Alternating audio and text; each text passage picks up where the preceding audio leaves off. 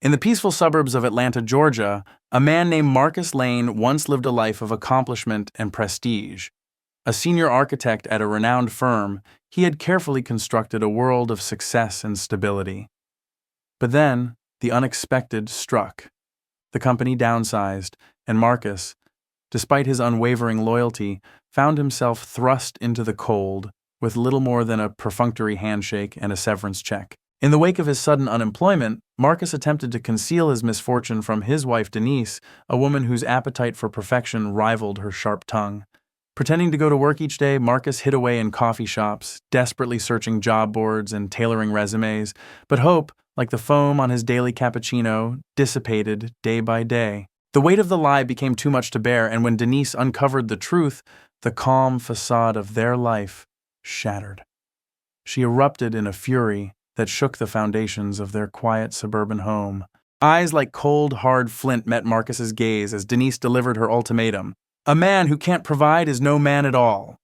These words, spoken with contemptuous precision, fell like a guillotine's blade, severing the bond they once shared. That night she offered him a choice: secure a job in a week, or vacate the home he'd once thought was his.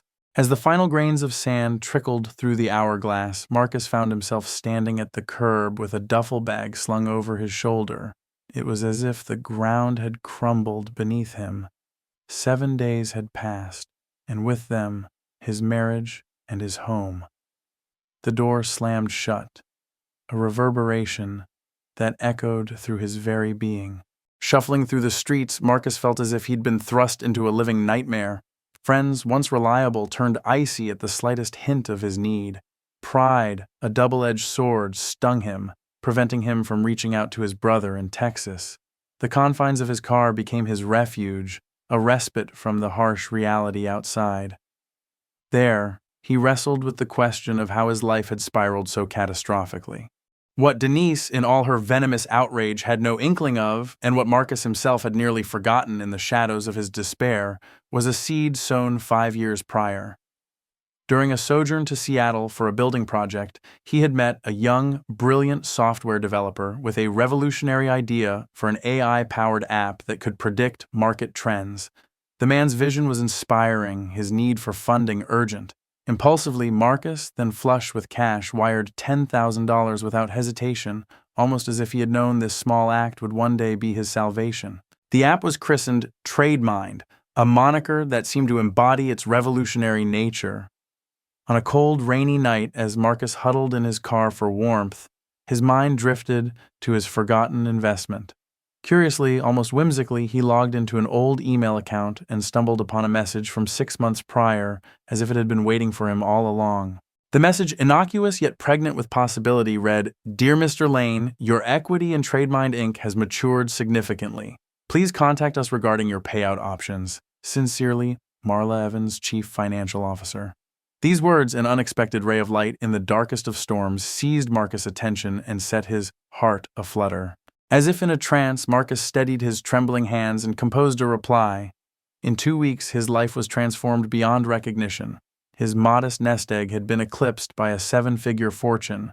TradeMind's meteoric rise had resulted in his initial investment blossoming into a staggering sum of $12.4 million. The software's success in the world of hedge funds had been the catalyst for this spectacular growth. And in the space of a few days, Marcus found himself armed with a lawyer, a financial advisor, and the financial means to rewrite the story of his life. Spurning the opportunity to return to his old life, Marcus instead retreated into a newfound serenity. A quaint cottage nestled in the foothills of the Blue Ridge Mountains became his sanctuary, furnished with the simple necessities of a life well lived: books for the mind, a piano for the soul, and silence for the heart. His days became an ode to self-discovery and a celebration of life's infinite possibilities. He explored the world, nourishing his curiosity, but his spirit found its anchor in giving back. A foundation for young architects, an investment in the dreams of others, became his legacy. Months passed in peaceful solitude until one day Marcus' tranquility was gently disturbed by the sound of his phone ringing. He picked up the receiver, only to find himself face-to-face, or rather voice-to-voice, with the past he'd left behind. It was Denise. She had seen a magazine article detailing the original investors in TradeMind, and the pieces had fallen into place. The shock in Denise's voice was palpable. "Marcus, I didn't know. Why didn't you say something?" she demanded, her voice wavering between disbelief and indignation. Marcus smiled, his voice steady and clear. "Because you never asked who I really was. You only saw what I could give you."